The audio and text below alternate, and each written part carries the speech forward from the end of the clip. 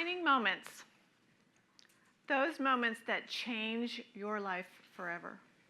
And some come with a cost. Raise your hand if you've had a defining moment. A marriage. The birth of a baby. A divorce. The death of a loved one. Thank you for sharing. My defining moment came at a cost of $1,080,742. Let me say that again. $1,080,762. Wow, that's a lot of money. For that, you could buy a small private island. You could get a round-trip ticket to Mars. Or the best is you can buy 66,666 large bags of peanut M&Ms. My favorite. But my defining moment happened when the man that I'd fallen in love with, the man I met online after my husband of 25 years passed away suddenly. The man I gave my heart to, my dreams to, my hopes to. When he came online one morning and confessed it was all a scam. Scammers don't confess. Why would he confess to me? He confessed because he fell in love with me. He confessed because he wanted my forgiveness. He confessed because of my kindness and my goodness, and he couldn't do it anymore. I gave him my heart and my money. I was devastated. I was totally deceived by this whole thing. Me, a former bank executive who was trained to detect fraud and scams.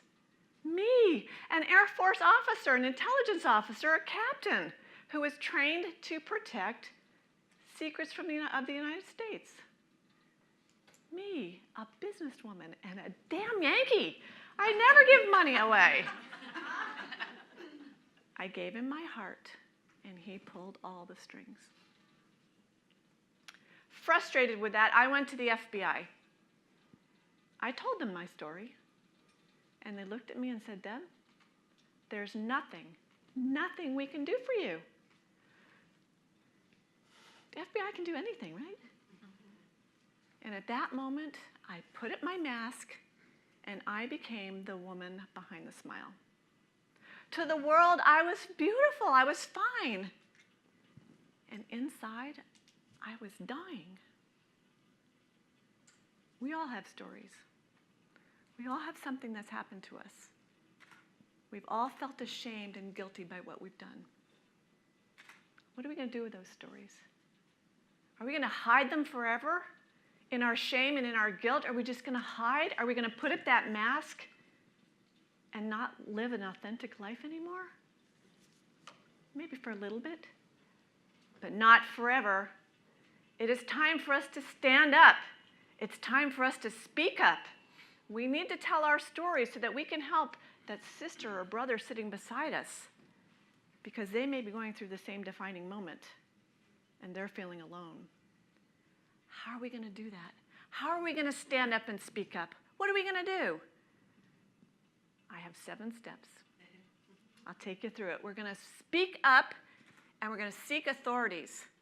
For me, I thought it was the FBI. Everybody said, you have to get out there. You have to tell your story. You have to find someone that can help you. It might be a lawyer.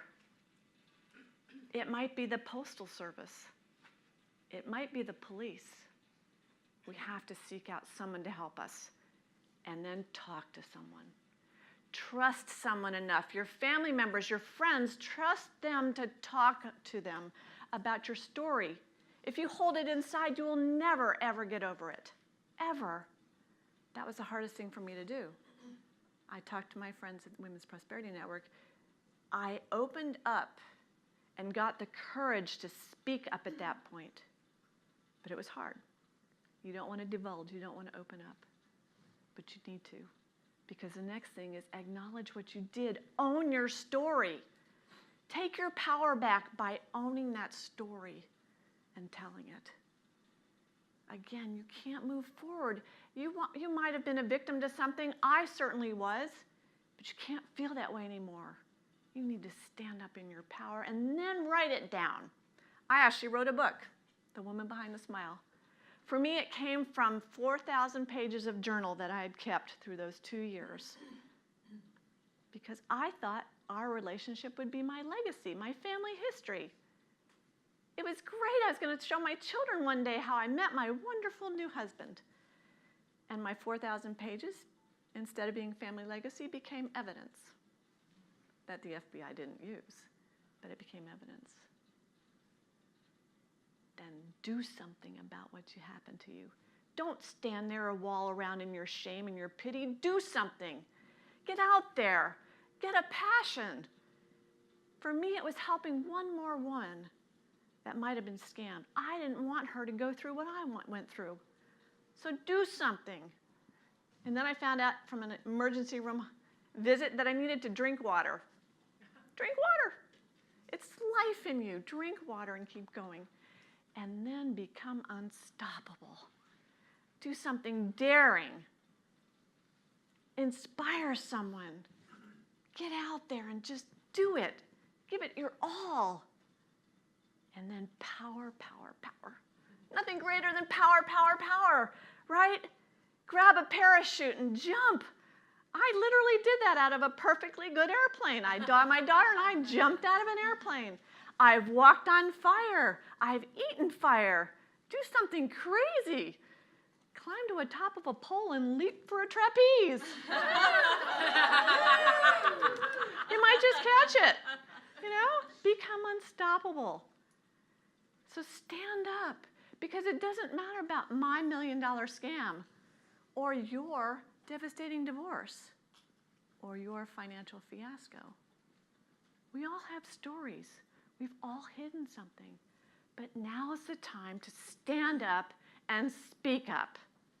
Now's the time, rather than being the woman behind the smile, it is now time to be the woman with the smile. My name is Debbie Montgomery Johnson, and I am the woman with the smile. Yeah!